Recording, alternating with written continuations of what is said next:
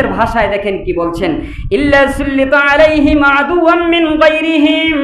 বান্দা যখন আল্লাহর ওয়াদা ভুলে যাবে, আল্লাহ রাসূলের ওয়াদা ভুলে যাবে, ইল্লা সুল্লিতা আলাইহিম আদুওয়াম মিন গায়রিহিম, আমি আল্লাহ তাআলা তাদেরকে ভিন্ন কোনো জাতি কিংবা ভিনদেশী শত্রু হিসাবে আমি তাদেরকে পাকড়াও করব।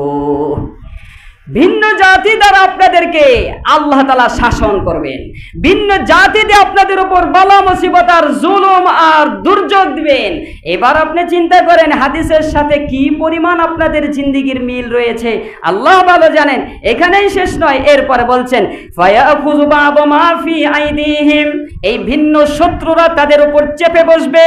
ফায়াখুযু বা'দা মা ফি আইদিহিম, এবং তাদের অধিকারগুলোকে লঙ্ঘন করবে, তাদের প্রাপ্য অধিকারগুলো তারা ছিনিয়ে নেবে। সুতরাং এই অধিকার ছিনিয়ে নিয়ে তাদের উপর জুলুম আর অত্যাচার আর নির্যাতন করবে। শুধুই মাত্র কারণ হলো তারা, এক নাম্বার কারণ, আল্লাহর ওয়াদা থেকে তারা দূরে, রাসূলের ওয়াদা থেকে তারা দূরে। এই দুইটা ওয়াদা যখন ভুলে যায়, আল্লাহ তাআলা তাদের উপর ভিন্ন কোনো শত্রু যোগায়, এবং এরপর তাদের ওই শত্রুরাই তাদের নিজেদের প্রাপ্য অধিকার নিয়ে ছিনিমিনি করবে। এবার আপনি দেখেন আমাদের আন্তর্জাতিক মানের যে অধিকার, নদী ইস্যুতে এই যে আজকে ফারাক্কার বাঁধ ছেড়ে দেওয়া হচ্ছে, এটা আমাদের অধিকার ছিন্ন করা হচ্ছে। এই ফারাক্কার বাঁধ ছেড়ে দেওয়ার আগে অন্য কোনো যেখানেই ছেড়ে দেবে তার পার্শ্ববর্তী রাষ্ট্রকে সতর্কবাণী দেওয়া, কিংবা আন্তর্জাতিক ট্রাইব্যুনালের মাধ্যমে যতটুকু প্রাপ্য অতটুকুই সে এই পরিমাণ ছেড়ে দিবে, এর বাইরে ছাড়তে পারবে না। এই ফারাক্কার বাঁধ আমাদের উপর ছেড়ে দিয়েছে, কারা ছেড়ে দিয়েছে? ইল্লা সুল্লিতা আলাইহিম বিগাইরি আদুবিহিম, আমাদের বিজাতি যারা শত্রু, আমাদের জাতি শত্রু হতে পারে, আমাদের বহির্বিশ্বের শত্রু হতে পারে, দেশীয় শত্রু হতে পারে, আন্তর্জাতিক মানের শত্রু হতে পারে। আমরা দেখতে পাচ্ছি আমাদের বাহিরে আমাদের পার্শ্ববর্তী রাষ্ট্র আমাদের উপর শত্রু হয়ে চেপে বসেছে। যারা আজকে চেপে বসে শত্রুতা বশতে আমাদের অধিকারকে লঙ্ঘন করছে, ফারাক্কার বাঁধ সহ 2টি বাঁধ খুলে দিয়েছে, লক্ষ লক্ষ মানুষকে পানিবন্দী করে ফেলেছে।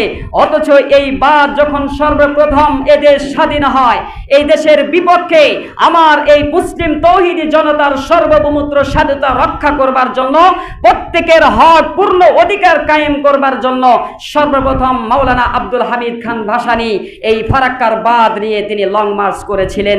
এদেশের মানুষের অধিকার লঙ্ঘন যখন হচ্ছে তখন অধিকার ফিরিয়ে আনবার জন্য দেওবন্দি উলামায়ে কেরামের মধ্য থেকে একজন আলেম মাওলানা আব্দুল হামিদ খান ভাসানী, যিনি সর্বপ্রথম বাংলাদেশের স্বাধীনতার উচ্চারণ, যিনি তার মুখ দিয়ে সর্বপ্রথম বাংলাকে আলাদা ঘোষণা করবার স্বাধীন একটি ঘোষণা দিয়েছিলেন। এর আগে কোন নেতা এই বাংলাদেশকে আলাদা রাষ্ট্র হিসাবে ঘোষণা করার স্বাধীনতার এরকম মুখে থেকে উচ্চারণ করার সাহস পান নাই। এই দেওবন্দি আলেম মাওলানা আব্দুল হামিদ খান ভাসানী দেশ স্বাধীন হবার পর আমাদের আজকে যে জুলুমের শিকার হয়েছি, এই ফারাক্কার বাঁধ লঙ্ঘন করবার জন্য, ভাঙ্গার জন্য আমাদেরকে নিয়ে লং মার্চ করেছিলেন ফারাক্কার বাঁধের দিকে, কিন্তু সেটা আমরা সেখানে ব্যর্থ হয়েছি।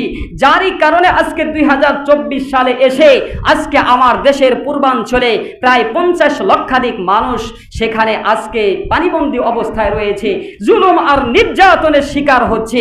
সুতরাং আমি আপনাদেরকে একথা দৃঢ় প্রত্যয়ের সাথে বলতে চাই, দেশের স্বাধীনতার পরতে যেখানে আমাদের অধিকারকে তারা লঙ্ঘন করছে, অধিকার ফিরিয়ে আনতে যেমনি ভাবে মাওলানা আব্দুল হামিদ খান ভাসানী লং মার্চ করেছিলেন, আমরা দেখেছি 2024 সালে তৌহিদি ছাত্র জনতার মাধ্যমে ঐক্যবদ্ধতার সাথে এই রক্তের স্রোতে যেমনি ভাবে জালিমকে হটিয়ে দিয়েছে। আমি বলবো ভারতীয় আগ্রাসন এবং ভারতীয় সকল ধরনের এই পানি সহ যত আমাদের ওপর জুলুম আর নির্যাতনের স্টিম রোলার চালানো হচ্ছে, যদি আমরা ঐক্যবদ্ধভাবে অটল এবং অবিচল থাকতে পারি, ইনশাআল্লাহ কোন একজনের নেতৃত্বে আমাদের পক্ষে শুধুমাত্র সময়ের অভাব হবে। ফারাক্কার বাঁধের বিপরীতে আমার দেশের প্রত্যেকটা মানুষের অধিকার আবার শান্তিপূর্ণভাবে ফিরিয়ে দিতে, দ্বিতীয় বাদ করতে আমাদের পক্ষে অসম্ভব বলতে কিছু থাকবে না। এজন্য শুধুমাত্র আমাদের ঐক্যবদ্ধ হতে হবে। ইনশাআল্লাহ এই ঐক্যবদ্ধভাবেই যদি আমরা থাকতে পারি, আমরা যেরকম ভাবে জুলুম হটিয়েছি, জালেম হটিয়েছি, আমাদের অধিকারগুলো আমরা ঐক্যবদ্ধভাবে আবার পুঙ্খানুপুঙ্খানুভাবে আমরা ফিরে আনতে পারবো। আল্লাহ তাআলা আমাদের তৌফিক দান করে, সকলে আমিন। এরপর কি বলছেন? বালা মুসিবত আসার আরেকটি কারণ হলো ওয়ামাল্লাম তাহকুম আইম্মাতুকুম বিকিতাবিল্লাহ।